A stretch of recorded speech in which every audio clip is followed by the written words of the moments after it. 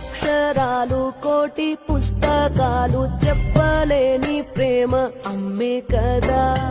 అంతం లేని సొంతం పంతం లేని బంధం స్వార్థం లేని రూపం అమ్మే కదా.